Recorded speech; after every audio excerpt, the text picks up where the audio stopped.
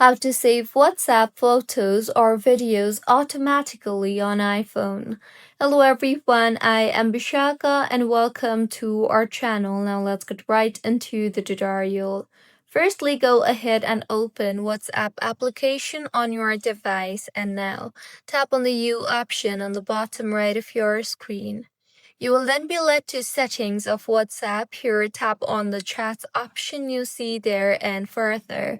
Go ahead and toggle on the toggle button for save to photos, and with this, photos and videos that you receive will be automatically saved to your camera roll. So this is how you can save WhatsApp photos or videos automatically on iPhone. If you find this tutorial helpful, please like the video and do comment if you have any queries. Also, do subscribe to our channel for more helpful tutorials like this. See you on the next one.